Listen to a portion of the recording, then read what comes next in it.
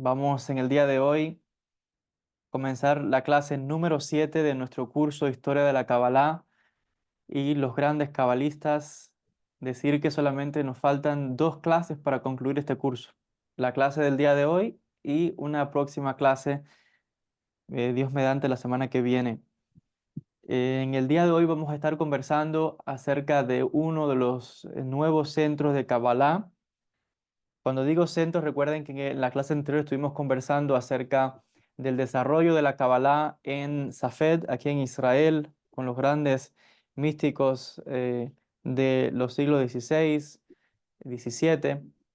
Y en el día de hoy vamos a hablar de el otro gran movimiento místico que tuvo lugar dentro del mundo judío, y hago referencia al movimiento hasídico. Seguro que muchos de ustedes habrán visto imágenes, fotos de los hasídicos, quizás no conozcan bien todos los detalles. En la clase del día de hoy vamos a explicar un poco cuál es su historia, cuál es su origen, vamos a hablar algunas de sus enseñanzas.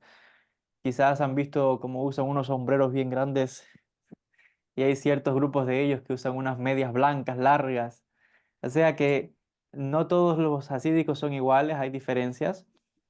Entonces, vamos a intentar hablar un poquito de ellos. Vamos a iniciar hablando, como el tema es muy amplio, solamente en la clase de hoy, si el tiempo nos lo permite, vamos a hablar del contexto, uno, en la figura de Rabbi Israel Baal Shem Tov, que fue el fundador de este movimiento. Vamos a hablar de la figura de Rabbi Nachman de Breslev y de la figura de Rabbi Shneur Zalman de Liadi, que es el fundador del movimiento de Chabad. Y si nos da el tiempo también quizás podremos hablar de alguno de estos grandes maestros, de otros de los grandes místicos. Primeramente, antes de entrar a hablar sobre estas grandes figuras, quiero hacer un pequeño resumen de cuál es la situación del mundo judío en este momento. Estamos hablando de mediados del siglo XVIII, cuando surge el movimiento hasídico. ¿Por qué surge este movimiento? ¿Qué sucede? Hay que aclarar algo muy importante acá. Los hasídicos es un movimiento místico por sí mismo. Es diferente a la Kabbalah. Es cierto que la Hasidut incorporó mucho de la Kabbalah, pero ellos por sí mismos es un movimiento místico separado, aparte. Y a ellos mismos les gusta enfatizar este hecho de que no les gusta, no estaba desde su incepción incorporar todos estos conceptos metafísicos y temas intrincados que caracterizan a la Cábala teórica.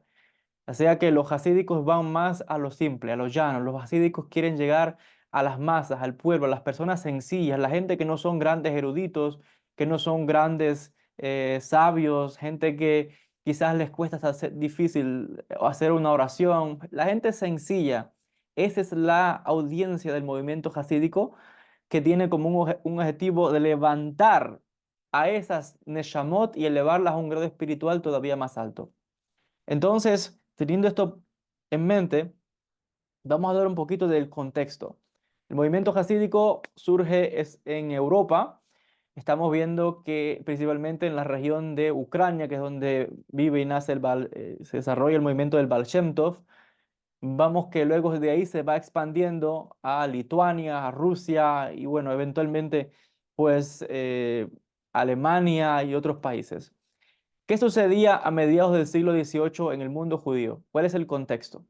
Hay que recordar que no hacía mucho, hacia finales de 2600, casi principios de los 1700, el mundo judío pasa por un fenómeno, digamos que trágico, que fue la aparición de un rabino que era cabalista, que causó un impacto muy grande en el mundo judío, pero acabó la cosa mala, vamos a hablarlo así.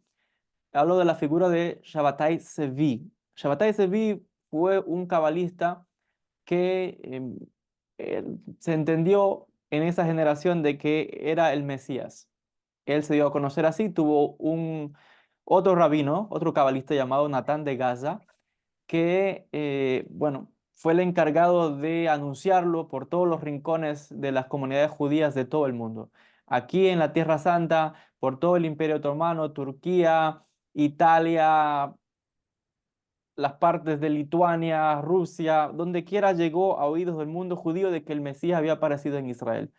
Quizás los que saben un poquito de la historia saben que aunque causó mucho furor y mucha expectativa, al final el movimiento pues acabó mal porque él, debido a sus excesos, hizo ciertas cosas que fueron por encima de la Torá, aboliendo ciertas cosas, hablando de traer la redención y traer el mundo judío de vuelta a Tierra Santa. Y cuando el sultán del Imperio Otomano lo detuvo, le dio, digamos que un ultimátum.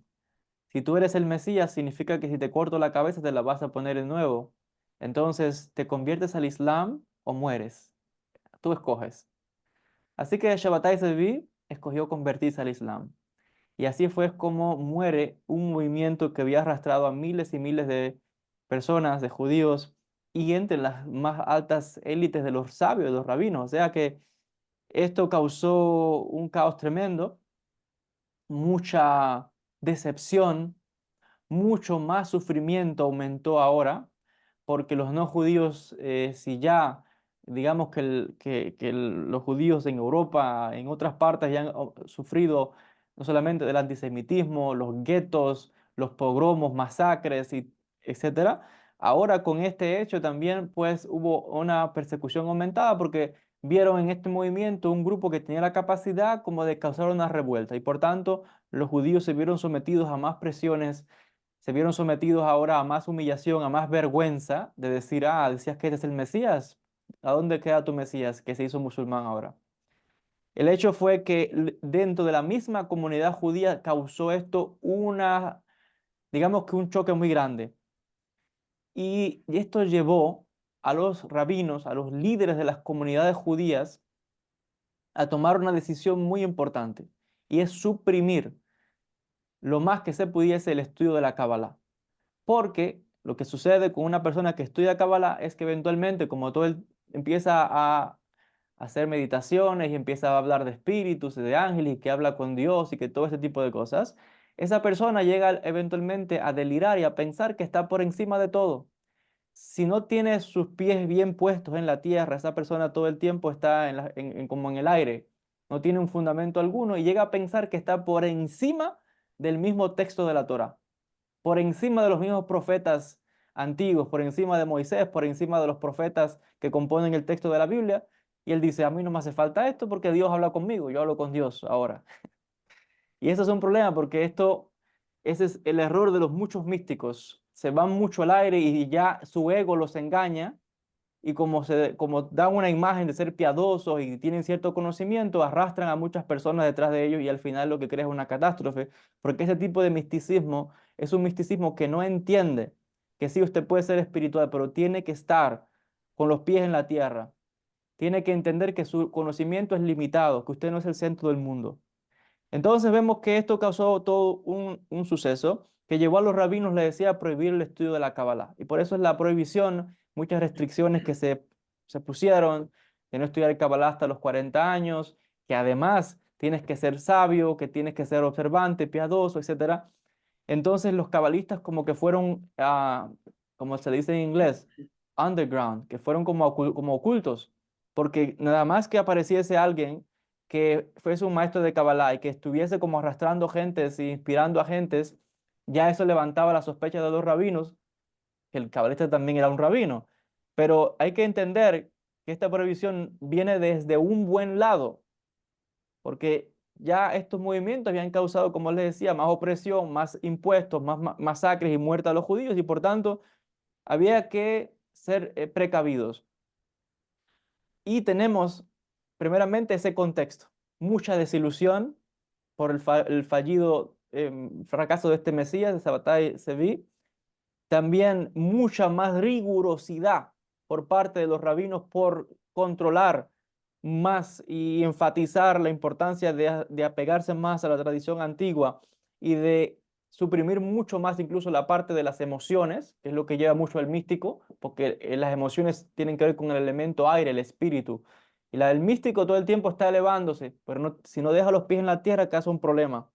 Entonces, esto causó, les decía, además que hubiese desilusión en el mundo judío, una gran tristeza, mucha gente perdió la fe, mucha gente ya no creía en la Torá, ni en el judaísmo, ni en nada.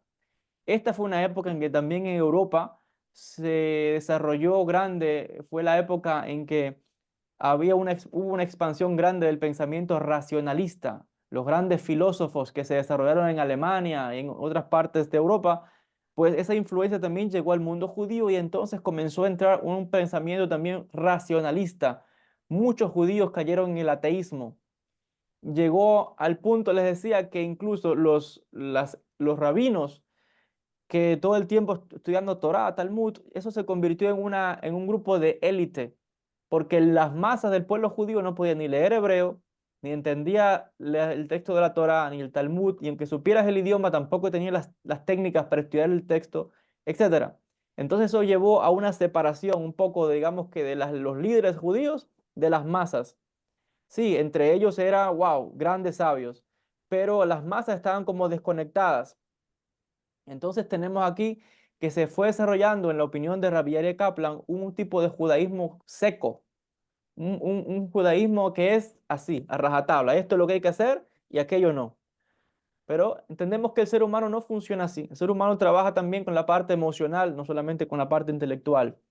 Entonces tenemos todo un trasfondo aquí que llevó a el mundo judío a unas condiciones muy deplorables. Mucha persecución, además, pobreza, les decía, masacres, guetos, todo esto causó un caos tremendo. Y llevó a muchos judíos a cuestionarse y decir, ¿cómo es posible que nosotros, el pueblo de Dios, el pueblo escogido, pasase por tantas pruebas y por tantos sufrimientos? Y les decía, esto llevó a mucha gente a perder la fe, a desalentarse y a caer, bueno, en una especie incluso de ateísmo. Y es precisamente en este contexto, no en las mejores condiciones, fíjense, cuando va a surgir una figura muy importante, que es la figura de Rabbi Israel Baal Shem Tov. Rabbi Israel Baal Shem Tov es aquel que va a fundar el movimiento hasídico, pero no se imaginen que fue que un día él se levantó y dijo, a ver, voy ahora a fundar el movimiento hasídico. No fue así. Baal Shem Tov nació en el año 1698, falleció en el año 1760, nació en Ucrania y vemos que toda su primera etapa de su vida fue una persona normal, sencilla. La gente pensaba que era un ignorante, como decimos en hebreo, un amaharetz, una gente que no sabía nada de Torah ni nada. Sabemos que desde pequeño fue huérfano, perdió a sus padres y o sea, hay una historia que dice que su padre, antes de morir, mientras agonizaba, lo último que le dijo a su hijo fue, sobre todas las cosas, teme a Dios. Así le dijo. Eventualmente el niño lo dejaron a cargo de la comunidad judía, se hizo cargo de él.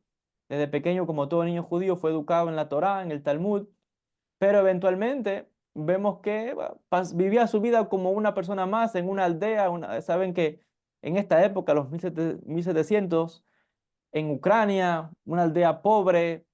Entonces, él vivió una vida sencilla. Imagínense que en esta zona hay mucho bosque, mucha vegetación. Se dedicaban a cortar madera. De eso vivían la gente. Era gente muy sencilla, gente muy pobre. Entonces, él pasó su vida así, pero algo pasó, porque es en este contexto donde él siente esa búsqueda de conectar con Dios, es en este contexto donde él pasaba largas horas en el bosque, meditando a solas. Se dice que tenía incluso una cueva donde él ahí entraba a meditar, a orar y a hablar a Dios desde el corazón.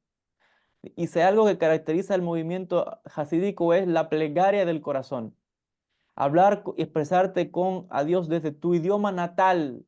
Porque muchos judíos, tanto en aquella época como también hoy, una cosa es leer el hebreo, otra cosa es que te hable el corazón. Puedes leer las palabras, pero que el corazón vaya ahí en la palabra es otra cosa.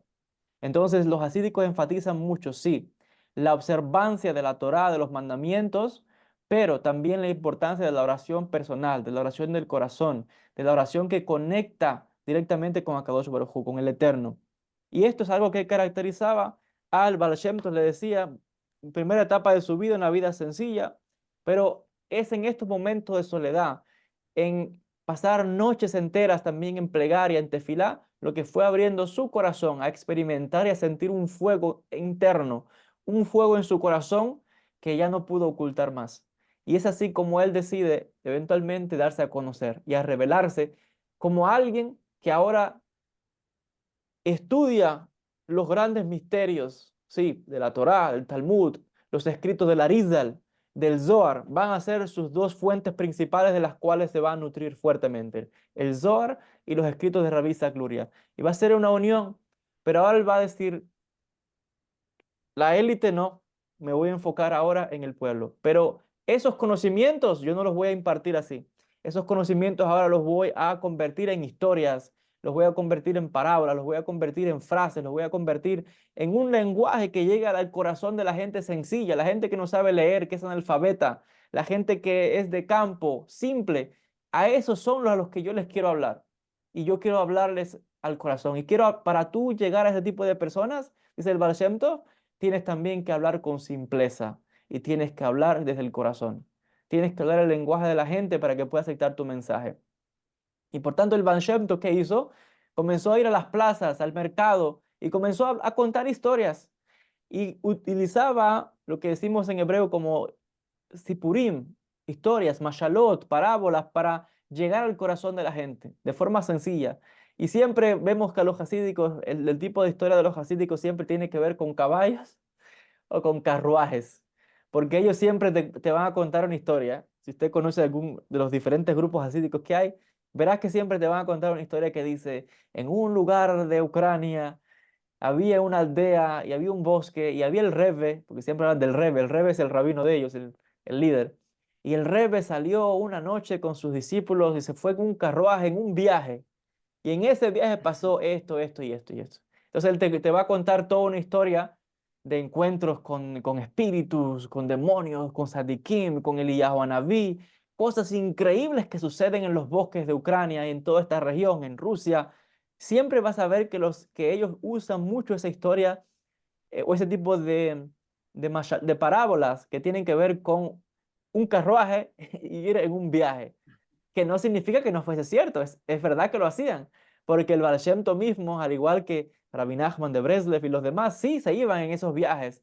Ellos no se quedaban a predicar solamente en su pueblo, literalmente, iban de aldea en aldea, y como saben, como en los tiempos antiguos, en la época medieval, estaban los famosos trovadores, tiene una palabra también, eran aquella gente que iba como de pueblo en pueblo, que eso eventualmente iban a llevar esas historias y ellos visitaban comunidades judías en diferentes pueblos cercanos a donde ellos vivían y así iban inspirando a la gente común y empezaban a hablar en las plazas, se hablaban en el mercado, hablaban con el herrero, con la gente humilde, con la gente de campo.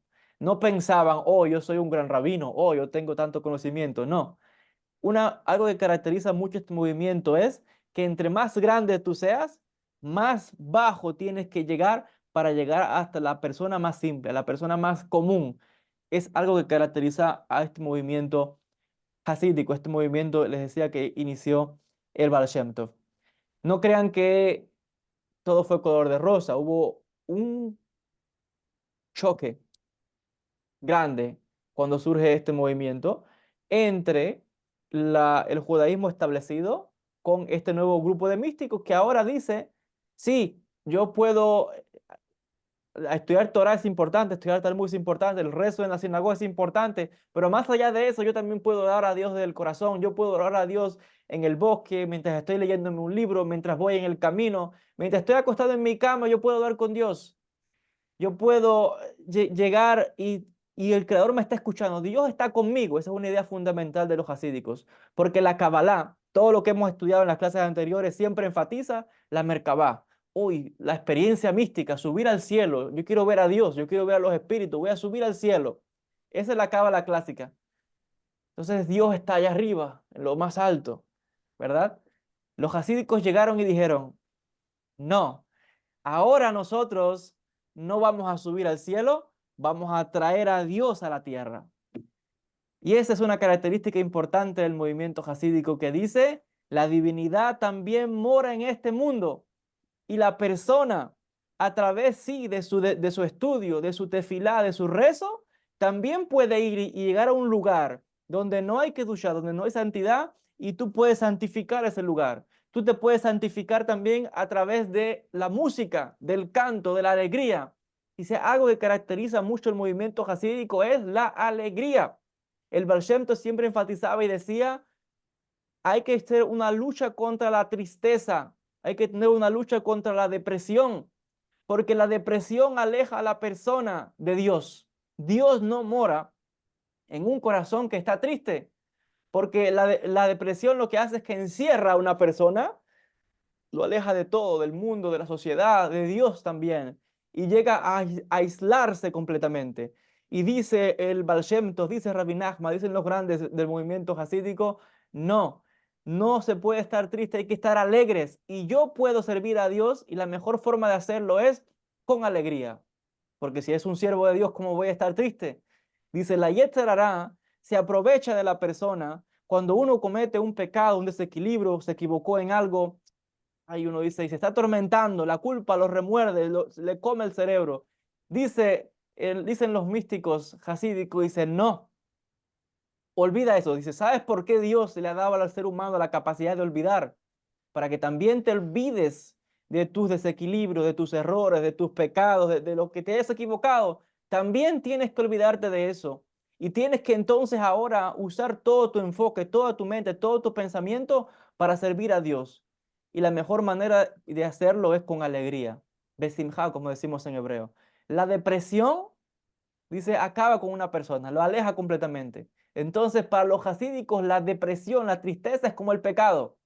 Por eso vas a ver que los hasídicos se caracterizan mucho por la alegría, por el baile. Porque dice Rabbi Nachman, dice el Baal Shem Tov, dice, yo también puedo alabar a Dios con mi cuerpo, con el cuerpo mío. Cuando yo salto, ves que los hasídicos están siempre saltando y mueven los brazos y están haciendo cosas un poco que pueden parecer extravagantes. Pero es que ellos sienten algo por dentro, es un fuego tan grande que los impulsa a mover todo su cuerpo.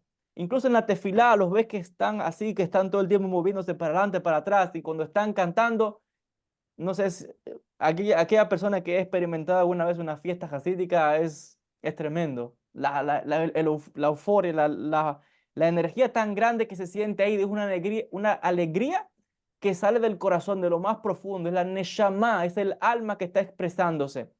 Y eso es algo que caracteriza al hasidismo, porque es la sinceridad de la Neshama lo que expresa, y se expresa esa conexión con Dios así, no solamente con palabras lindas y palabras intelectuales, también a través de mi canto, a través del baile, a través de incluso del comer, porque en el comer también está la santificación. Entonces vamos a ver que los hasídicos se caracterizan por hacen, por ejemplo, el movimiento de Chabad, hacen algo que se llama Fabrengen, que es una especie se juntan en una mesa con comida, a cantar, beben, están alegres, dicen palabras de Torah. Ellos han traído, como ven, en algo que puede parecer mundano, como comer o el bailar, o ellos han traído ahí, lo han imbuido de espiritualidad, lo han imbuido de Dios. En Dios, Dios también está en el acto que se convierte en sagrado, el acto de comer. Cuando decimos una verajá, una bendición antes de la comida, y cuando después de las comidas también decimos bendición de agradecimiento, en algo que puede ser sencillo como el baile, también ahí se puede utilizar para santificar a Dios. El canto, ellos tienen algo que se llaman nigunim, que son como una especie de melodías, las melodías hasídicas, son melodías que hablan de la vida. Si alguien alguna vez ha leído la traducción de estos cantos hasídicos, verá que lo que están hablando es de historias que en una aldea, en tal sitio, en Ucrania o en Rusia, que había una persona sencilla y que esa persona sufría por X cosa y quería conectar con Dios. O sea, ellos están tomando cosas de la vida cotidiana, las historias de la gente que nadie se fijaría. Porque normalmente la gente, oh, wow, admiran a los que son intelectuales, a los que son famosos, a los que son grandes, pero a la persona que es pobre, a la persona que es humilde, que trabaja en el campo, ¿a quién le importa esa persona? Así funciona la sociedad. Y los hasídicos dijeron, no, es a ellos a los cuales me quiero dirigir. Ya los intelectuales dicen que están conectados, que están con Dios, que tienen todos esos conocimientos, bien. Pero ellos, los hasídicos, fueron y dijeron, yo voy a acercarme a estos, porque ahí también está Dios. yo voy a despertar, yo voy a encender la neshama de esas personas que también son creación a la imagen de Dios. Pero la idea hasídica fue más allá, porque dijeron, este mensaje no es ni siquiera para los gente pobre. Esto es para todo judío que escuche este mensaje, esto va a llegar a todo el mundo. Y así fue como poco a poco se fue expandiendo esta chispa entre todas las comunidades judías y fue llegando ampliamente a otras áreas. Pero les decía, esto causó revuelo, causó un choque, como les decía al principio, con la élite establecida, porque temían que esta persona tan alegre, tan carismática, que arrastraba a tanta gente común, que no tenía tantos conocimientos, pensaron que podría ser uno más que podría extraviar al pueblo judío detrás de un Mesías o algo así. Y hubo temor de parte de grupos rabínicos establecidos muy importantes. Específicamente en Vilna. Vilna es un pueblo en Lituania, en Polonia. Había un gran rabino, Rabbi Eliyahu, el Gaón de Vilna, le decían un genio de la Torah, uno de los más grandes sabios que tenemos en el mundo judío. Él, como todos los rabinos de su localidad, junto con otros que vinieron de otros pueblos, se reunieron y decidieron decretar un jerem. Un jerem es un decreto de excomulgación de los hasídicos del mundo judío. O sea, los expulsaron, para ellos eran ya, sí, es un jerem, trae restricciones, que están como apartados de la comunidad. Son judíos, sí, pero están como castigados, restringidos, apartados, separados, algo que todavía hasta el día de hoy se siente, ojo con esto, porque todavía están las escuelas que siguen el pensamiento de Lituania y están las escuelas que siguen el pensamiento de los hasídicos. Pero hay que decir que en las siguientes generaciones, los mismos hijos y nietos de esos que hicieron este jerem se convirtieron en hasídicos y las ideas hasídicas se expandieron por todo el mundo judío en Europa, hasta en el mundo sefaradí también llega ese pensamiento grande, porque entre los más ardientes seguidores de Rabbi Nachman de Breslev, que es uno de los líderes de los grupos hasídicos, son sefardíes. Entonces, vemos que es un pensamiento que llega hasta el día de hoy, que inspira hasta el día de hoy. Y que, otra vez, en el mundo judío hoy, todos los judíos estudian todos estos temas. Hay ciertas escuelas que se especializan en un área y dicen, no estudies hasidismo. Así lo dicen. Solamente siguen la línea recta de la escuela de Gaón de Vilna. Por ejemplo, la escuela de Lituania.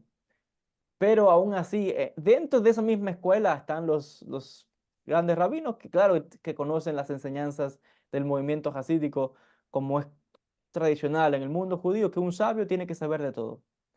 Entonces, vemos incluso que uno de mis rabinos, que sigue la línea del movimiento de Lituania, dice, él admite claramente que hoy día vivimos en una época parecida a la época del Baal Shem Tov, y que hoy día el hasidismo es necesario, que vemos en el mundo hoy el avance de la ciencia, de la tecnología, ha llevado a mucha gente al ateísmo o al racionalismo o a perder la fe en Dios, en lo espiritual, etcétera.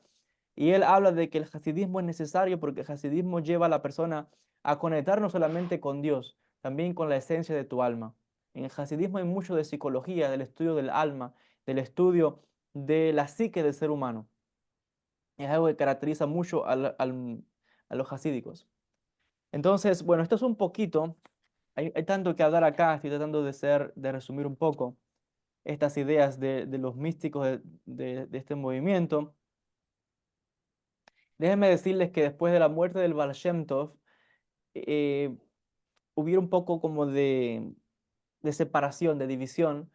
Después de la muerte del Baal Shem Tov se escoge a un gran sabio, se llamó el Maggid de Mesrich, Rabbi Dov Baer, que es el que sucede al Baal Shem Tov como líder del movimiento hasídico y también un gran genio, una gran luminaria, que bueno, quizás podemos contar algunas de sus enseñanzas si nos da el tiempo. Luego de la muerte del Maggid de Mesrich, porque déjeme decirle, las persecuciones contra los hasídicos siguió después de la muerte del Baal Shem Tov, con este nuevo líder, y entonces vamos a tener de que hubo también choques dentro de ellos mismos. Y después de la muerte del Maggid de Mesrich, sucede de que hay una separación, hay una división entre los diferentes grupos hasídicos. Y así cuando van a surgir diferentes rebes que son los líderes, es como el que guía a ese movimiento, Y un Rebbe tiene una autoridad muy grande, porque si algo que caracteriza al movimiento hasídico es que que para traer a Dios a este mundo, aquel que puede hacerlo es aquel que es un ser humano completo, pero nosotros somos imperfectos, somos limitados, y mucho más la gente común, la gente sencilla, ¿verdad? Que gente que no tiene muchos conocimientos. Entonces, la mejor manera de hacerlo es a través de la figura del Sadik, aquel que es recto, aquel que tiene una conexión espiritual con Dios muy grande. Entonces, lo novedoso del movimiento hasídico es que si la persona común no sabe cómo orar, cómo expresarse, no tiene esos conocimientos para conectar con la divinidad, te puedes conectar con el Sadik y a través de tu maestro también sientes y experimentas de alguna forma toda esa luz que se desprende, que él está bajando a este mundo. Y por eso es que las diferentes dinastías de rebes o de rabinos, maestros que guían a estos movimientos, también fueron una gran inspiración, donde se entiende ahora que sí, tú solo también te puedes subir a los mundos superiores, conectar con Dios, todo esto, pero aún si eres tan sencillo, también puedes experimentar esto a través de tu maestro, a través de tu rebe, de tu líder espiritual. Porque cuando él sube, todos los hasidim suben con él.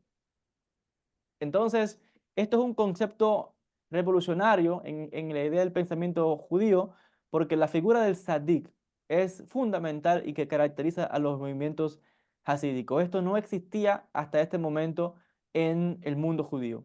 Existía el pensamiento, sí, los rabinos, los líderes, pero que el sadik tenga ese tipo de autoridad es algo novedoso, porque para muchos de estos sadikim, o la figura del sadik, básicamente todo lo que ellos tenían un poder tal que lo que el Rebbe diga lo hace el Talmidim.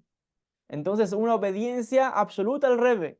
No hay nada que discutir. Este hombre está en un nivel más alto que nosotros, no hay aquí no hay nada que discutir de él. Todo lo que el Rebbe guía, por ahí va a la comunidad. Es el Rebbe y sus discípulos son uno. No hay distinción, sino cómo puede decir que estás apegado a él. ¿Cómo pertenece? ¿Cómo si no estás en una dimensión? Tiene que haber una unión absoluta. Tú entiendes que el Rebbe donde te va a guiar es por el mejor camino. Y eso es un pensamiento que caracterizó a este movimiento, a diferencia de otras escuelas del mundo judío que pensaban diferente. Entonces vemos aquí algo que muy importante que caracteriza a este movimiento. Déjenme decir algo sobre la vida del Baal Shem Tov. Le decía, algo que lo caracterizó mucho es que se dice que cuando él pasaba largas horas en los bosques orando, meditando, él ahí entra en contacto con un grupo de cabalistas ocultos. Ya les había dicho que por las persecuciones que había, muchos cabalistas tuvieron que ir en oculto, estudiar los textos secretos en oculto, y ahí se dice que el Baal Shem Tov es iniciado en un círculo, en una sociedad secreta de cabalistas.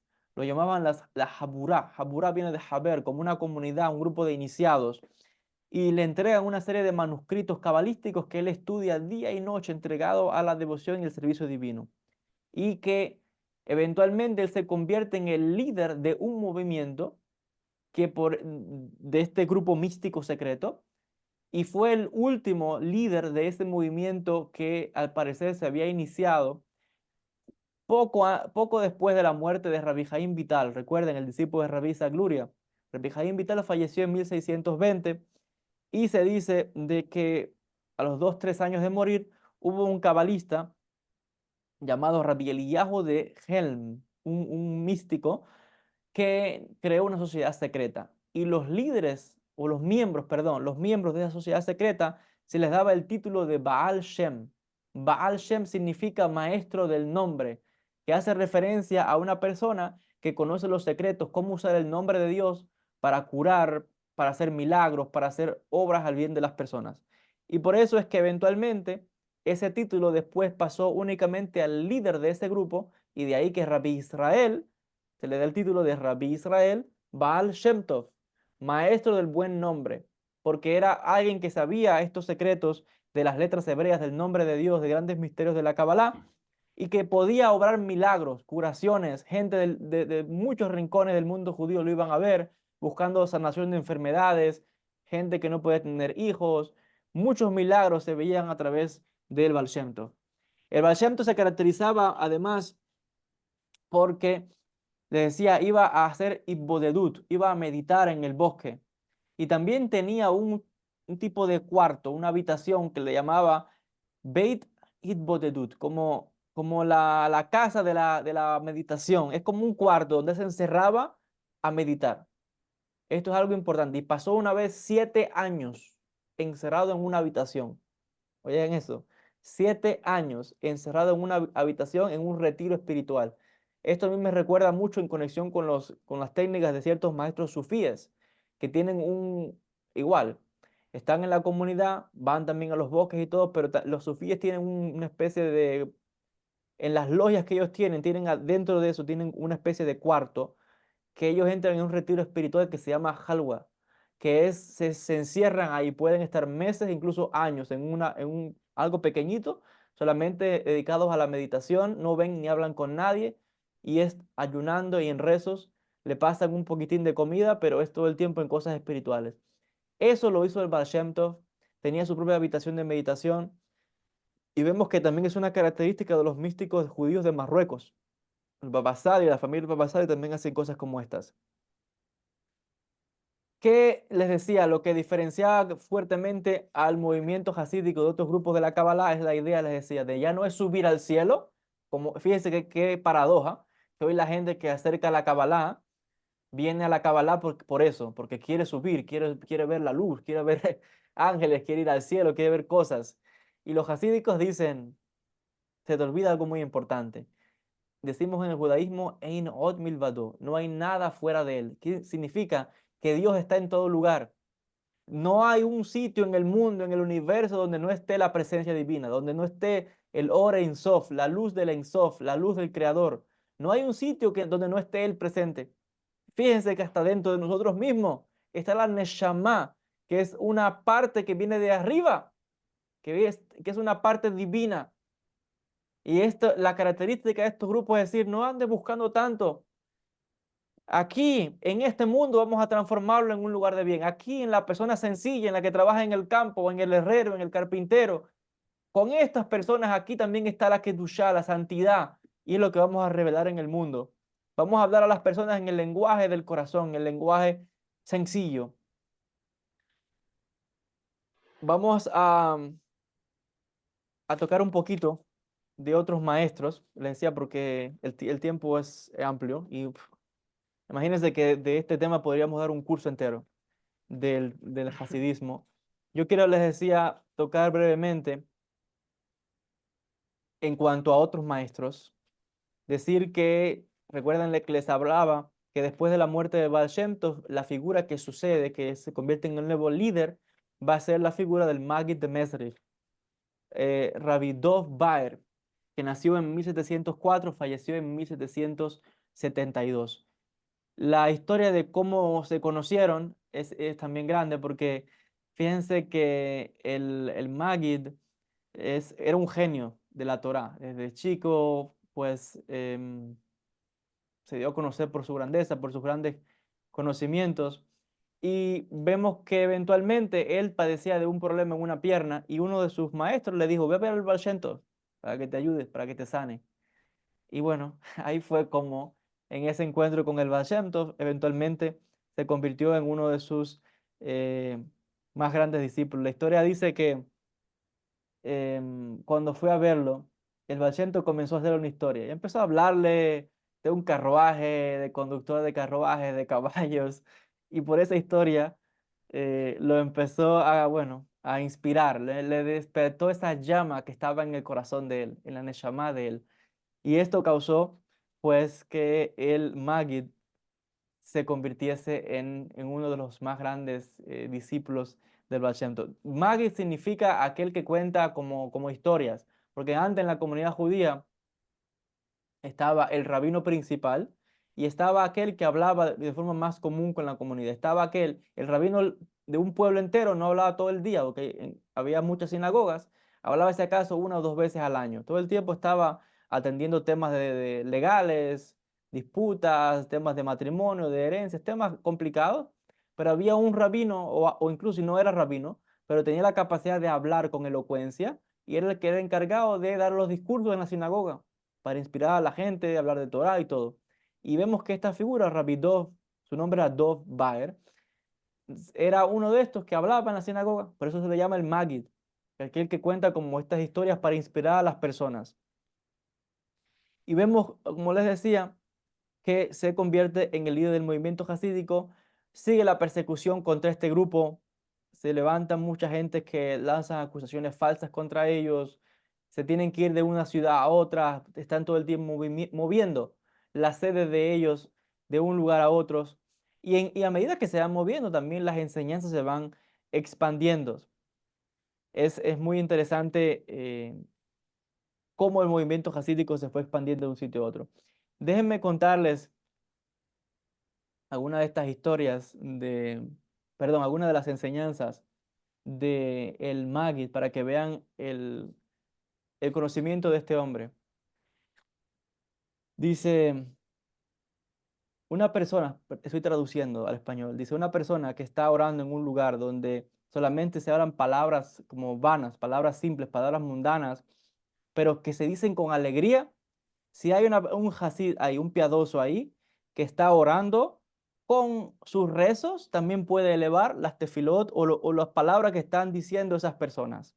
Ahora, si estás en un lugar donde solamente se están hablando palabras de tristeza, de depresión, palabras bajas en este sentido, dice, es muy difícil elevar esas palabras. O sea que los hasídicos expresan otra vez la importancia de si hay alegría, aunque sean palabras, como decimos, aunque no sean palabras de Torah, pero alguien está contando una historia, está contando algo con alegría, con inspiración. Si hay un hasídico ahí junto con su tefilá, también se elevan esas palabras porque tienen alegría, tienen luz, tienen energía.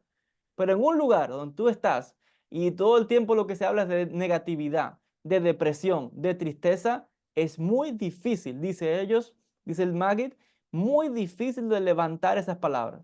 Por eso es que ellos todo el tiempo están chequeando y están todo el tiempo pensando de combatir la tristeza, porque dice la mala inclinación que te viene a convencer, oh, yo no merezco esto, oh, y yo, porque mira que yo soy pecador, o que yo hice tal cosa, y que yo no tengo los conocimientos, y que yo no tengo la capacidad, y que yo esto, y que yo... Dice, no, dice, tú eres un ser creado a la imagen de Dios, un ser divino. Entiende eso, y entiende que la divinidad está alrededor tuyo. Si eres capaz de estar alegre, si eres capaz de darte cuenta de esto, entonces a medida que tú hables con la divinidad, desde las palabras más simples, ahí también estás trayendo la santidad a tu vida, ahí también estás elevando, no solamente tú, también tu entorno, todo el que te rodea va ahora a recibir la luz que emana de ti, porque ustedes lo habrán visto. El que está al lado de una persona triste y negativa, eso se contagia. La gente está, todo el mundo decaído. Pero donde hay una persona alegre, que se ríe, que tiene energía, que tiene fuerza, todo el mundo quiere estar al lado de esa persona, porque ahí siente que hay una chispa, una energía. Y si combinas eso con palabras de Kedushá, de espiritualidad, mucho mayor es la elevación. Entonces, siempre ellos hablan de esto y dice, aun cuando estés apartado de Dios, apartado de todo lo espiritual, de todo, aún así habla con Él y dile eso. Eso mismo es lo que tienes que decirle, mira que estoy apartado, mira lo que me pasa, mira que no. Eso mismo es lo que tienes que hablar, porque eventualmente es en esa comunicación donde creas la conexión con la divinidad. En esa comunicación es donde creas la conexión con el infinito. Y eso es lo que te va a ayudar a refinar tu corazón, a refinar tus emociones, a refinar toda esa parte espiritual del alma, a limpiar la neshama y eventualmente te envían ayuda del cielo. Y dice, y aún cuando estés separado, cuando creas que eres lo más bajo, lo más pecador del mundo, que sepas que Dios también no está lejos de ti. Eso es una idea increíble. Eso es una idea revolucionaria que cambia todo. Porque lo que se enseña normalmente es que alguien que es pecador, Dios se aleja de todo, va al infierno, va no sé qué. Y dice el hasídico, no, Dios también está ahí preocupado por ti. Dice, tú no lo ves, pero Él está ahí contigo. Es una idea increíble.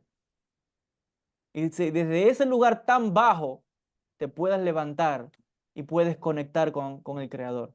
Puedes tomar las riendas de tu vida nuevamente, enseñan los hasídicos. Eso es una idea increíble lo que están trayendo ellos. Y claro, ese tipo de ideas, les decía, llega a las masas, llega al corazón, inspira a las personas porque se sienten con esperanza, no están abandonados. Y si hay algo que los hasídicos enfatizan es, dice, la esperanza. Lo que único que no se puede perder es la esperanza. Fueron las palabras que decía Rabbi Nachman de Breslev antes de fallecer. Nunca pierdas la esperanza. Siempre hay una oportunidad de mejorar, de transformarse. Siempre. Dice, el ser humano tiene la diferencia que está a un nivel más allá de los ángeles debido precisamente a esto. Los ángeles fueron creados con una misión y hasta ahí. Pero el ser humano que tiene tanto la buena como la mala inclinación y aún así, él sabe, aún alejado de todo, en el mal camino, él sabe que está haciendo lo que no está bien. Ya eso es suficiente, es como un rayito, como una soga que te han lanzado para traerte de vuelta al camino del bien. Y dice, siempre puedes regresar al camino del bien. Siempre puedes mejorar como ser humano, siempre puedes mejorar como persona en toda área, a nivel espiritual, a nivel material, a nivel económico. Siempre puedes levantarte. Dice, nunca pierdas la esperanza. Ven cómo las palabras de estos maestros llegan al corazón y que inspiran desde aquella época hasta hoy, tanto a judíos como no judíos, y muchas de estas enseñanzas se estudian también en las universidades, se han escrito muchos libros al respecto. Lleva a la persona a hablar siempre de lo más sencillo desde el corazón, es alguna de las enseñanzas de estos sabios. Y el Baal Shem Tov decía algo muy, muy increíble que a mí me parece fascinante. Él decía, dice, nosotros vinimos a este mundo a experimentar el estoy traduciendo al español, experimentar como el deleite. No venimos aquí realmente a sufrir. Hay mucho sufrimiento en el mundo, sí, pero realmente no venimos aquí a sufrir, venimos aquí a disfrutar. Hay mal en el mundo, sí, pero realmente el objetivo del hombre es el deleite, es disfrutar. Y el máximo deleite que uno puede experimentar, ¿qué es? Dice el Baal Shem Tov, Dios mismo. Lo más grande que uno pueda sentir es estar conectado con Dios, con la fuente de todo. Y por tanto, dice el Baal Shem Tov, si ese es el deleite más grande que hay, estar conectado con Dios, entonces yo quiero ser como un amante de Dios, como alguien que tiene a Dios, que está obsesionado con Dios todo el tiempo, porque no hay otro deleite más grande que ese. Dice el Baal Shem Tov, hay dos tipos de personas. Está el que, si usted acepta que esto es así, o que no. Si aceptas, no hay religiosos a media, dice el Baal Shem Tov. Un religioso a media, eso no hay. Porque significa que entonces tú no entiendes que el máximo deleite es la divinidad. Pero si entiendes que es Dios, entonces Dios tiene que ser tu todo. Tu obsesión, tu conexión, tu día, todo. La idea de los hasídicos es crear una comunidad de santos, de piadosos. Fíjense, la idea es de levantar, como les decía ahorita, a la Neshama a grados espirituales más elevados. Ellos enseñan que la Neshama viene del mundo de arriba. Pero ¿cuál es el objetivo de encarnar en este mundo? El objetivo no es sufrir, como les decía.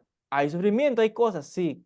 Pero el objetivo debe ser que la Neshama alcance un grado de elevación más alto que el que tenía antes de venir a la tierra. Y eso es un principio importante. Porque sabemos que la Neshama, el alma que viene a este mundo y hace mitzvot, hace buenas acciones, se estudia, se transforma, crece, es una Neshama que cuando parte de este mundo tiene un grado de elevación y de luz más grande que el que tenía antes de bajar al mundo. Y dice, esa es la bendición de encarnar en este mundo. Ahora, enfatiza el movimiento hasídico, hablando específicamente al judío, la conexión, cómo el judío se conecta con Dios a través de la Torá y los mitzvot, la observancia de la Torá y los mitzvot. Por eso es que para los hasídicos, ellos es muy importante el estudio de la Torá y el cumplimiento de las leyes, de la observancia de la Torá. Porque ellos entienden que no es que me estoy leyendo un libro ahí a secas, en un hebreo antiguo, arameo, algo, no.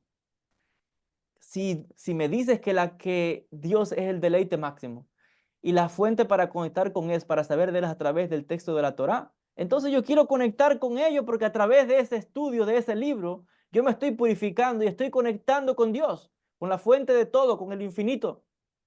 Y la observancia de las mitzvot es la forma que tengo para perfeccionar mi carácter ético como ser humano o como judío en este caso específico. O sea que ellos, les decía, desarrollan mucho El tema de la tefilá, de la plegaria, el rezo para los hasídicos es fundamental. Ellos son muy cuidadosos en la hora del rezo. Como hablaba en una clase anterior, cuentan hasta las palabras, las frases, siempre poniendo la kavaná, pero también la emoción, el corazón. Porque en un rezo donde no está el corazón, son solo palabras vacías.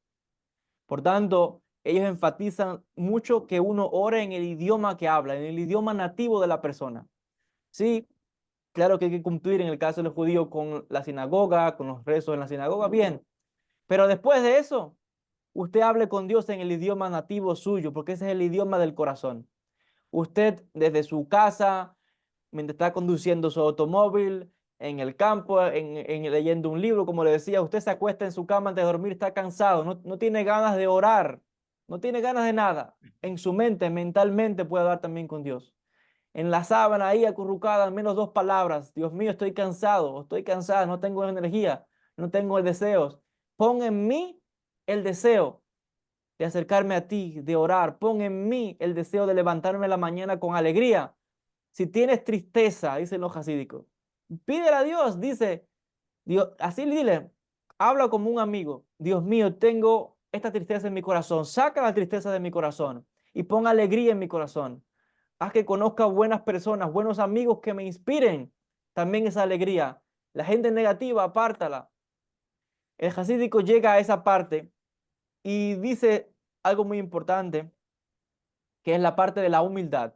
Ojo, porque tienes a los rebes hasídicos, pero el rebe no puede darle la espalda creyendo que es rebe, rey, como de algo, no.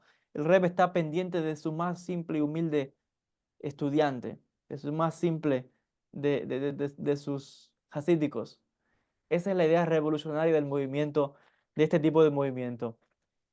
Voy a tocar brevemente dos figuras más. Les decía, wow, yo creo que aquí tenemos para un curso entero con las enseñanzas de estos maestros, cuántas aplicaciones prácticas para la vida. Solamente quiero mencionar brevemente, porque ya vamos para casi 50 minutos de clase. Yo quiero hablar solamente de una figura muy importante, que es la figura de Rabbi Shneur Zalman de Liadi. Le llaman el Alter Rebbe. El Rebbe, como el viejo, Alter significa viejo en Yiddish. Nació en el año 1745, falleció en 1812. Les decía que después de la muerte del Maggid de Mesrich, el movimiento hasídico se divide en diferentes grupos. Y uno de estos grupos que surge es el grupo de Rabbi Shneur Zalman de Liadi. Rabbi Shneur es aquel que se le atribuye, o se le atribuye no, es el fundador de un grupo hasídico que se llama Chabad. Chabad es las iniciales de las 13 sefirot superiores, Jochma, Binah y Da'at. Este es un movimiento que se enfoca mucho en la parte intelectual. Lo que hace el Rabbi Shneur Zalman es que él toma las enseñanzas hasídicas y las combina con la Kabbalah pura, con las enseñanzas de la Arizal principalmente. Y esto causó problemas con otros hasídicos que le decían, tus enseñanzas, lo que has hecho es unir las enseñanzas de nuestro maestro con las enseñanzas de la Arizal. Pero eso no está bien, porque eso es un lenguaje muy elevado para la gente intelectual, no para nosotros los hasídicos. La gente sencilla, la gente... Ojo, no quiere decir esto que los maestros hasídicos no sean sabios, no. Se saben toda la Torá, se saben todo el Talmud, se saben toda la Kabbalah. Saquen cuenta que, no recuerdo ahora cuál fue este maestro, no sé si fue el Maggid de Mesrich, creo que fue que cuando quería ver al Baal Shem Tov, o otro rabino, no recuerdo cuál fue, que iba a ver a, no sé si al Baal Shem Tov, a otro, una persona que iba a ver a un gran maestro de esto, a un gran maestro de estos de la dinastía hasídica. Y antes de ir a verlo, se estudió 800 libros de Kabbalah para entonces tener un tipo de conocimiento que lo pudiese tener ahora un vocabulario para conversar. 800 libros para calificar, para poder entonces entablar un diálogo profundo, porque puedes hablar de lo que quieras con el Rebbe, pero de verdad entonces estamos viendo que estos maestros tienen conocimientos profundos, pero no hablan al pueblo en ese idioma, le hablan al pueblo en un lenguaje sencillo. Entonces vieron en el movimiento de Chabad muy intelectual, como hasta el día de hoy es muy intelectual, y causó ciertas choques con otros grupos hasídicos. Les decía hasta el día de hoy que se diferencia de esto. De los grupos hasídicos, el grupo de Chabad, yo creo que es como el más intelectual, que va mucho a la filosofía, estudia mucho el Rambam, Maimónides. Algo, el libro por excelencia de Rabbi Shneur Zalman es el Tania, que Ujú. básicamente les decía un estudio de el alma, es un estudio de la Kabbalah, un estudio de Hasidismo conectado con las enseñanzas del Arizal, de Rabbi Isaac Luria. Eventualmente, estoy aquí resumiendo, les decía por cuestiones de tiempo, pero el Rabbi Shneur también fue perseguido, se tuvo que trasladar de un sitio a otro, fue afectado por la guerra cuando Napoleón invade Rusia. Él tiene que escapa y se va al interior de Rusia y ya con la edad que tenía y las dificultades del viaje, etcétera, él fallece. Unas condiciones muy terribles en esa época y realmente vemos que sus discípulos son los que van a continuar con estas enseñanzas, una dinastía de 7 rebes. Se llaman los 7 rebes de Lubavitch. El último rebe fue Rabbi Menachem Mendel Schneerson, el rebe de Chabad, que es el más famoso hoy. Usted puede buscarlo en YouTube, donde quiera, sus libros. Y sale el rebe. El rebe está enterrado en Estados Unidos. Yo he tenido la oportunidad de estar varias veces en su tumba y de orar en su tumba, tanto porque está enterrado junto a al rebe anterior, Rabbi Isaac. Están juntos los dos enterrados porque está- el último rebe se casó con la hija del rebe anterior. Es como quizás ustedes, no sé si ustedes tienen un poco de conocimiento en este tema, perdón por tanto tema de tantos terminología judía, pero bueno, es lo que hay, ¿no? El mundo judío es complicado. No para nosotros que nos entendemos, pero tengan una idea. Bueno, en la opinión de algunos también piensan que el movimiento de Chabad es aquel que lleva también la idea del hasidismo fundacional, porque Chabad es un movimiento que va a muchas comunidades. No hay un lugar de los países del mundo que no haya una comunidad de Chabad. Es muy extraño. Hasta recuerdo que hace poco cuando estuve en Perú, por allá por Machu Picchu también había una comunidad de Chabad. Están en los lugares que nadie se imagina y vemos que ellos es traer a los judíos en Teshuvá, incluso los no judíos que se acercan también los reciben, porque ellos entienden que cuando alguien se acerca al judaísmo es probable que sea una neshama judía que está ahí, que por algo tiene una atracción al judaísmo. Entonces, el grupo de Chabad es más abierto en recibir a las personas que no son judías, que quieren acercarse al judaísmo o convertirse, ellos son más receptivos porque entienden que hay una Neshama ahí que puede ser judía que está tocando la puerta. Brevemente voy a hablarles de el otro gran grupo, porque los grupos hasídicos son muy amplios. Está el movimiento de Satmar, fundado por Rabbi Joel Teitelbaum. Em, hay muchos grupos, pero solamente estoy tocando los más conocidos. El último grupo brevemente que quiero hablar es el movimiento de Breslev, fundado por Rabbi Nachman de Breslev, que fue un bisnieto del Baal Shem Tov, o sea, un descendiente directo del Baal Shem Tov. Rabbi Nachman nació en 1772, falleció en el año 1810. Él nace en Ucrania, está enterrado en Uman, en Ucrania, hasta el día de hoy. No fue fácil tampoco su vida, perseguido por los otros grupos hasídicos, perseguido por otros grupos judíos que no son hasídicos. Sus ideas fueron también muy originales. Hablaba mucho otra vez, de esa sencillez del corazón. Fue él quien dijo esa frase que les dije ahorita, que entre más grande es la persona, más tienes que bajar a lo más bajo, a la tierra, en lo que otros verían algo insignificante. Ahí con esa persona con la que te tienes que sentar y con él es el que tienes que hablar, a esa persona, porque ahí también hay que dushar. Esa persona también está en la imagen de Dios, es una imagen, está creada a la imagen del Creador. Rabbi Nachman les decía desde joven, como era descendiente del Baal Shem Tov, atrajo mucha gente. Wow, si el descendiente del Baal Shem Tov, todo el mundo quería estar con él, pero eventualmente se convirtió en un sabio por excelencia. O sea que él se ganó el respeto de su comunidad, hizo una travesía a la tierra de Israel y dicen que en esa época no era tan sencillo viajar. Y cuando en sus viajes para llegar a Israel estuvo varado por varios meses en Turquía porque Napoleón estaba invadiendo Egipto, era difícil venir a Israel. Cuando después de ciertos meses logró por fin llegar a Israel, se dicen que bajó del barco, caminó 4 pasos y dijo, bueno, ya cumplí la misma, ahora puedo regresar de vuelta a Europa. Para que vean el pensamiento de estos hombres. No regresó, ojo, se quedó al menos 6 meses con otro grupo de hasídicos que estaba aquí ya en Israel.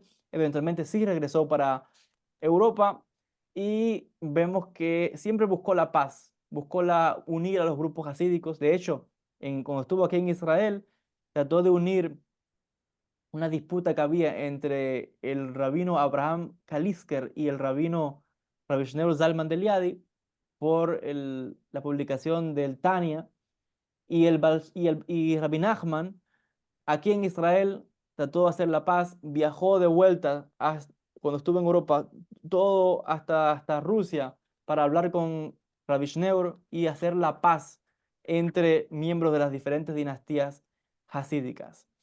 Finalmente, él se tuvo que trasladar de un sitio a otro otra vez. En muchos casos hasta los echaban de ciertos pueblos y se establece en la comunidad, en una aldea, una ciudad de Breslov se llama. Y él dice, a mis discípulos los van a conocer como los de Breslev. Allí la tragedia azota, además de las persecuciones y en algún momento se lo querían excomulgar de la comunidad judía. Hubo un incendio que consumió toda su casa, pierde a su hijo, a su niño pequeño que tenía, y eso lo afecta mucho, fíjense. Y él decide irse en un viaje misterioso que nadie sabe. ¿Qué hacía? ¿Dónde fue? ¿Qué estaba haciendo? Nadie sabía. Se fue en un viaje misterioso. Y en el medio de ese viaje no lo soportó. Él estaba muy enfermizo. Era una persona de composición frágil. La esposa muere en ese viaje. Y en ese viaje él contrae la enfermedad que le quitaría la vida, tuberculosis. Él, a los pocos, 2, 3 años de esto, ya cae enfermo y muere.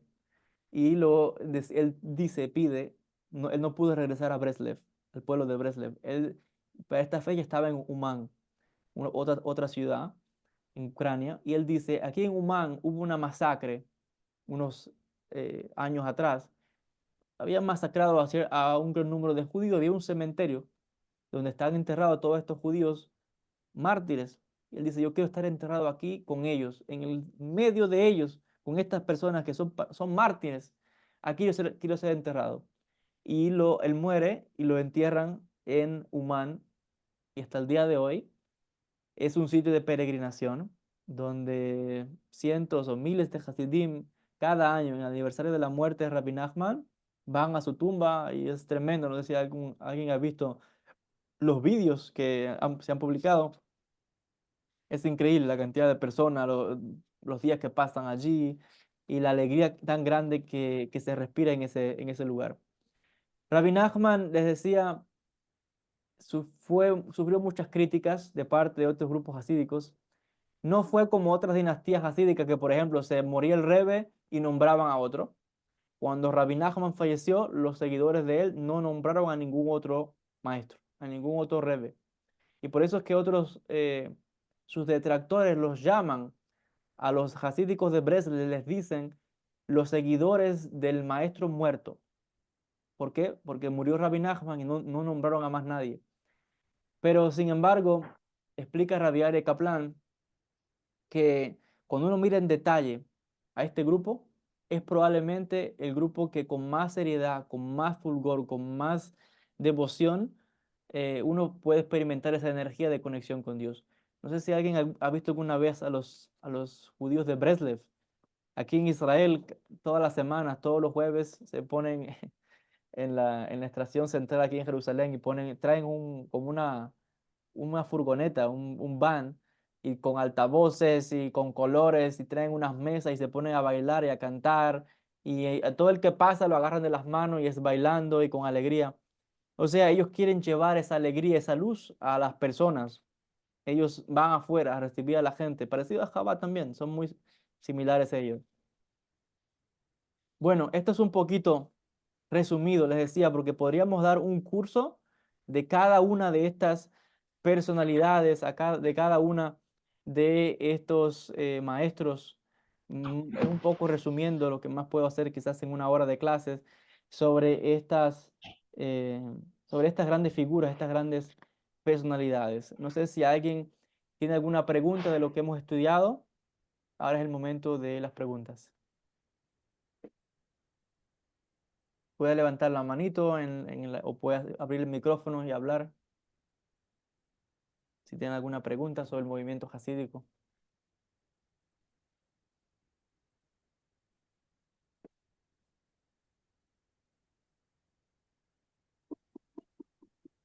¿Me oye, maestro?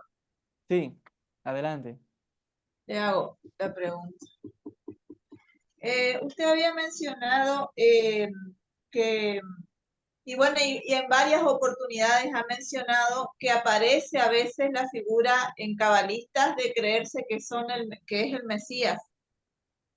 Sí, En varias figuras, ¿no? No solamente en esta que mencionó hoy. sí. ¿Me puede explicar por qué ocurre eso?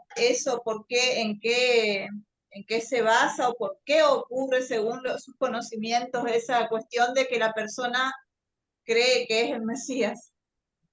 Sí, bueno, primero hay que entender que esta idea no viene de un lado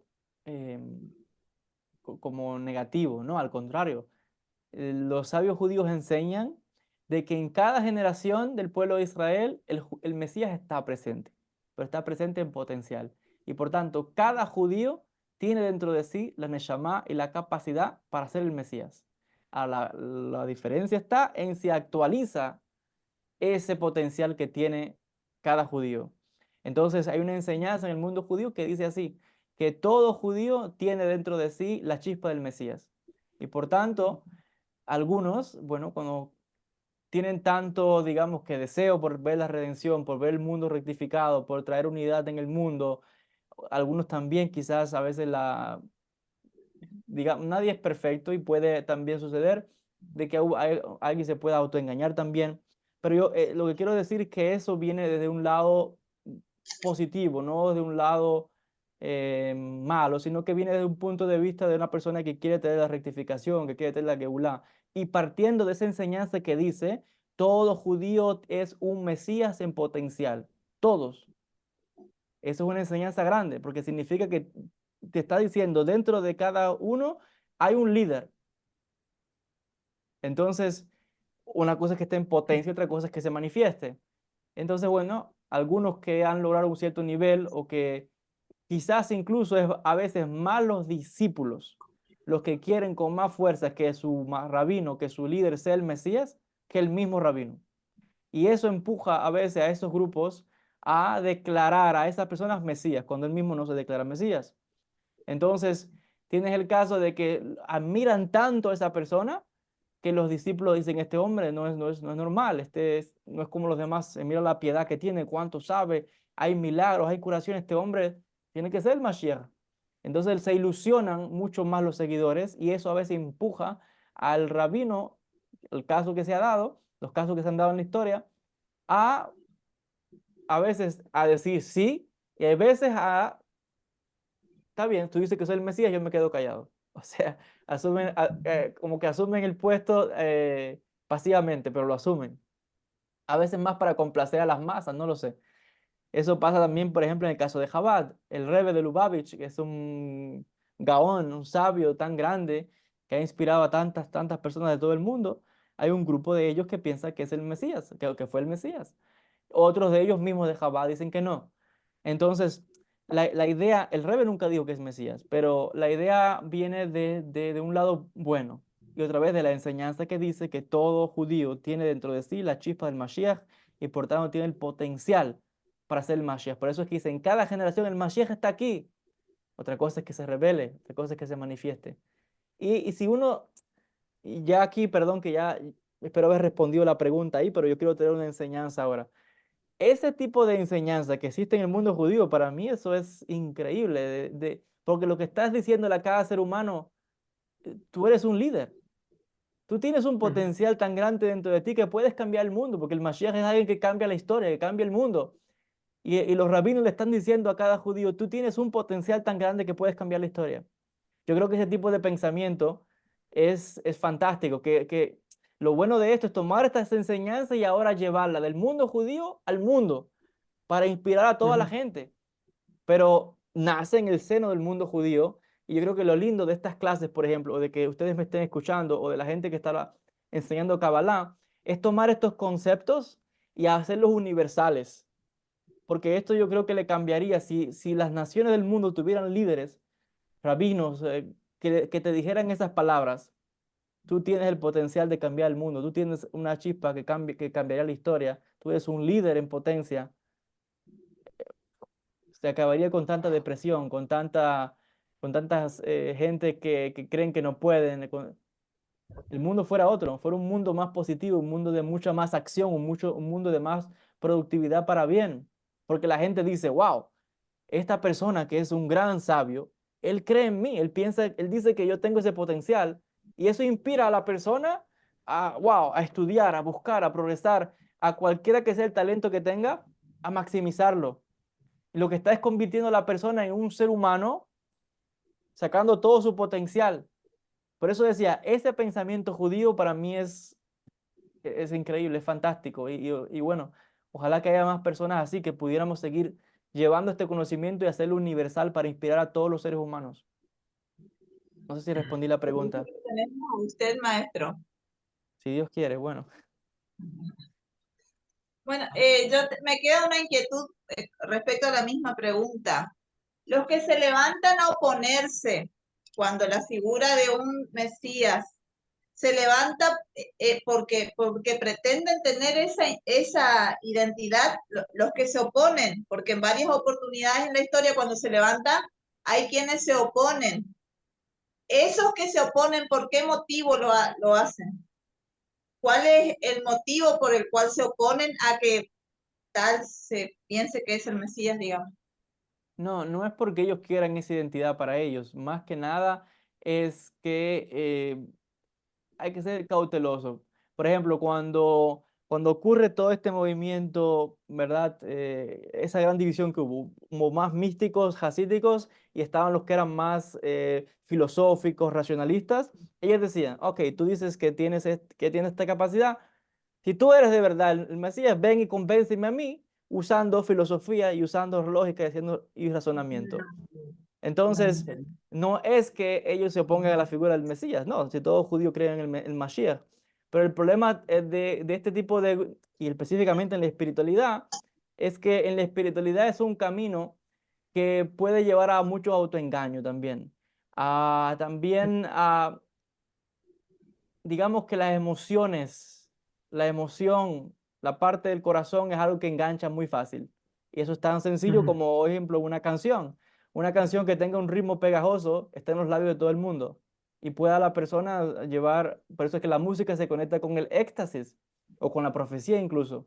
Entonces, este tipo de líderes que surgen así, que conectan mucho con las emociones de la gente, los sabios, ojo, ese también es un líder y es también de los sabios, solo que sí trata de ser precavido. ¿Por qué? Porque no está en la mano de una sola persona hacer un cambio mundial. Es el trabajo de cada ser humano, traer la rectificación mundial. Por eso es que dicen los hasídicos, yo voy a ir también al más simple. Aquel que no sabe leer ni escribir, que la gente jamás pensaría que es el Mesías, ese también tiene la capacidad de ayudar a Dios a transformar el mundo. Ese también tiene la capacidad de traer santidad al mundo. Entonces, cuando se oponen, es otra vez, incluso hay grandes sabios que sí se unieron a estos grupos. Con Shabbatai Zvi, la mayoría de todos los sabios se unieron y lo seguían.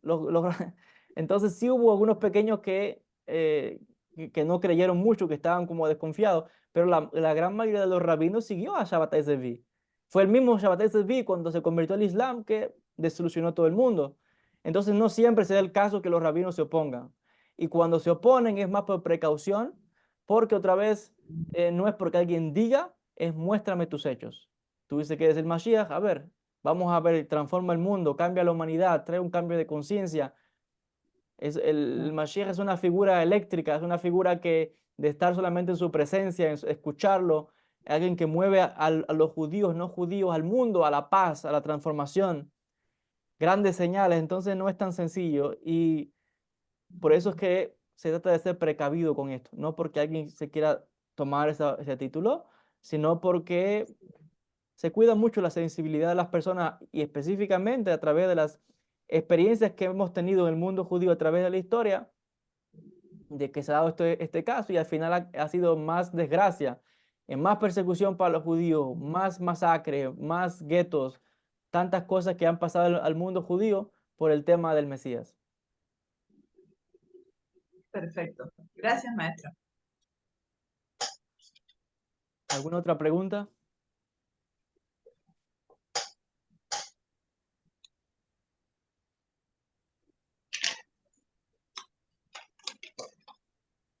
Estoy viendo, antes de, si no tienen más preguntas, quizás dejarlos con alguna enseñanza final. Es que hay tanto que puedo compartir acá.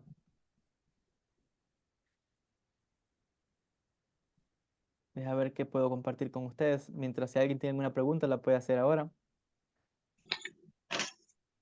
Maestro, yo quería preguntarle si vamos a estudiar algo sobre meditación. Sí, eso es algo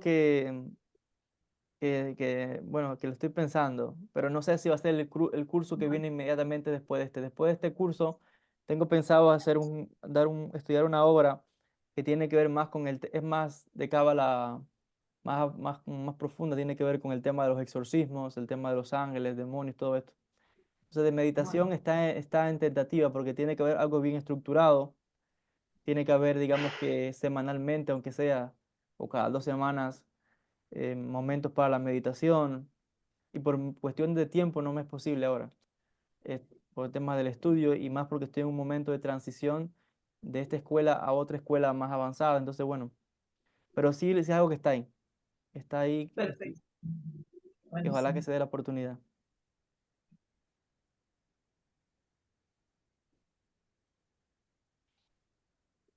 Bueno, hablando de la meditación, voy a cerrar con algo que dice Rabbi Nachman aquí. Esto lo he abierto así a rumbo, así que sea la llamada de Rabbi Nachman la que habla acá. Dice lo siguiente, voy a traducirlo al español, dice, tienes que hacer todo esfuerzo para meditar por un periodo de tiempo cada día y lamentándote cuando no lo haces. No todo el mundo, dice él, tiene esa tranquilidad mental para hacerlo todos los días. Él entiende que hay gente que le cuesta mucho, que no sabe cómo se hace la meditación y además la disciplina de hacerlo día tras día. Los días pasan y se van y uno se da cuenta que nunca tuvo ni siquiera una vez el tiempo para realmente pensar. Wow. Tienes que, por lo tanto, asegurarte de dedicar cada día un tiempo para de forma calmada revisar tu vida. Haces un análisis de tu vida y considera lo que estás haciendo, tus acciones. Piensa acerca de aquello a lo que vale la pena dedicarle tu tiempo y a qué no vale la pena dedicarle el tiempo de tu vida. Si no meditas, no puedes tener sabiduría, dice Rabbi Nachman. Dice, puede ser que ocasionalmente te puedas concentrar, pero no por mucho tiempo. El poder de la concentración se mantendrá débil y que no se podrá sostener. Por eso es importante de la consistencia cada día. Si no meditas, tampoco te vas a dar cuenta de las, bueno, tonterías o estupideces del mundo. Pero cuando te has relajado y tienes una mente profunda, serás capaz de ver toda la vanidad que hay en el mundo, dice Rabbi Nachman. Esto es alguna de las enseñanzas de este hombre que dijo en una ocasión, ¿saben qué es la, dice que es la Kedushá? La Kedushá es la Jochma, la sabiduría. ¿Por qué? Porque la Jochma es la sefirá que viene después de Keter. Es el nivel de, de la visión pura, más allá de que si está bien, que si no, que es la biná, que empieza a dividir, empieza a preguntar, ¿y qué es esto y para qué sirve? La Jochma está en estado puro, en estado elevado. Y por tanto dice, Jochma y Kedushá, santidad, son lo mismo. La persona que logró un estado de Jochma, de sabiduría, es una persona que es Kadosh, que es santa. Porque el que es sabio es aquel que apartó todo lo que es negativo y la Kedushá es igual. La santidad es algo que aparta todo lo que es sucio y se mantiene en un estado de limpieza. Por eso la Jochma, el que es sabio, Jochma, sabiduría es igual a santidad. Porque has apartado lo que no te conviene y estás ahora en un estado de pureza, enseña Rabbi Nachman. Con esta enseñanza vamos cerrando la clase del día de hoy. A los alumnos que se conectaron tarde, la recomendación es que vean la clase, que va a quedar grabada. A los estudiantes que luego van a ver también la clase por diferido.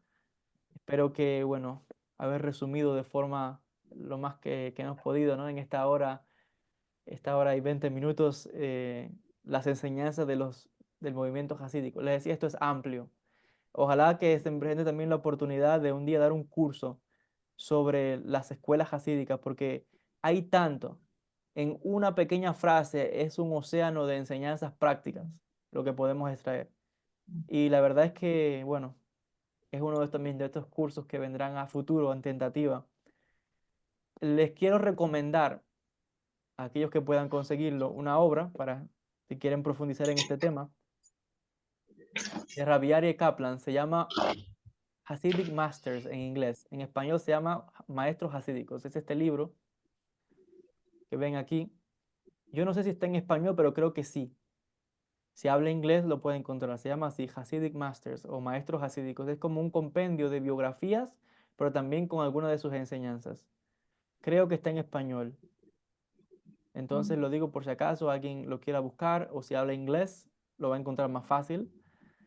Se lo recomiendo mucho esta obra, porque él hace una selección de perlas, de enseñanzas de estos maestros que para mí es magistral. Cuando uno medita profundamente en eso, de verdad que le cambia la vida.